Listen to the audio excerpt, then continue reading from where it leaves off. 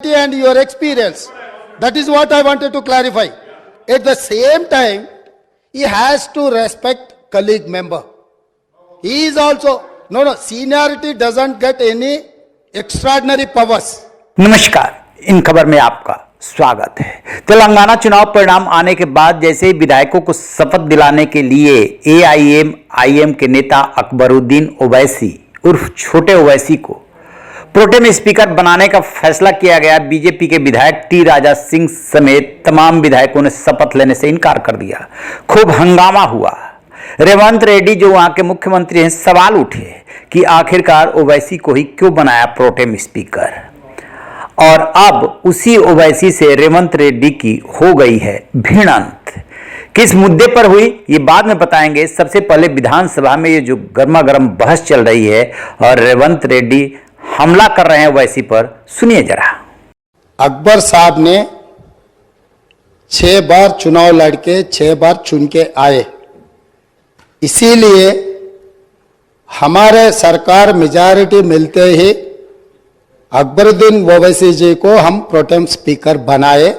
हम जितना उनको वो पार्टी को माइनॉरिटी को जितना मौका देना है हम कोशिश किए। ये 1 minute, yes, because of your seniority, this is not any out of turn quota. We have respected your seniority and your experience. That is what I wanted to clarify. At the same time he has to respect colleague member.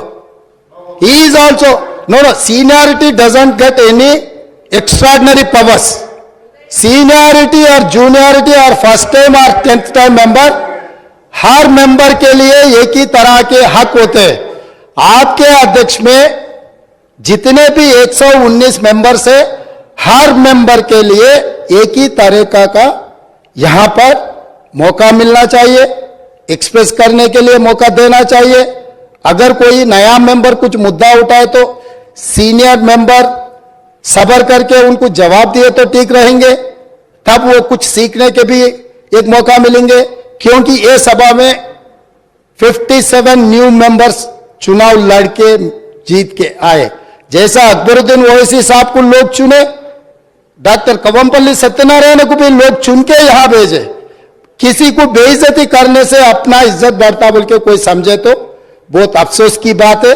ये ऐसा चर्चा यहां पर हम लोग सब दोस्त है, कलीग मेंबर्स है, एक को दूसरे अगर हम इज्जत दिए तो ही लोगों के सामने अपना इज्जत बढ़ेंगे, अपना एक्सपीरियंस के लिए भी एक शोभा देंगे।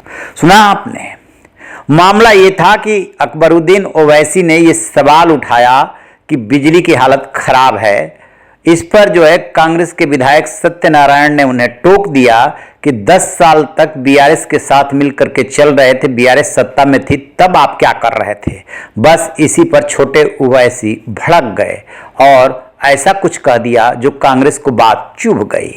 जब रेवंत रेड्डी की बोलने की बारी आई तब उन्होंने जम करके धोया और साथ ये भी क्लियर किया कि एआईएम कोई मुस्लिमों की प्रतिनिधि संस्था नहीं है और न ही सबका प्रतिनिधित्व करने का वो दावा कर सकती है। उन्होंने ये भी सवाल पूछ दिया कि यदि ऐसा ही है तो फिर अजहरुद्दीन के खिलाफ उसने कैंडिडेट क्यों उतारा। आपको बता दें कि जुबली हिल्स से अजहरुद्दीन एआईएम कैंडिडेट उतारने की वजह से चुनाव हार गए थे और वहां पर बीआरएस जीत गई थी। आरोप लगते हैं एआईएम पर कि वो बैकडोर से कहीं ना कहीं बीजेपी को मदद करती है। वो वैसे खूब बौखला है, बीच में टोका टाकी भी किए। इस पर जो है रेवंत रेड्डी ने यहां तक कह दिया कि यदि मैं सुनाने लगूंगा तो फिर बहुत बुरा लग जाएगा। कैसे एनटी रामाराव की सरकार जो है आप लोगों ने गिरवाई थी। रहिए बेखबर, देखते रहिए इन खबर। Thank you.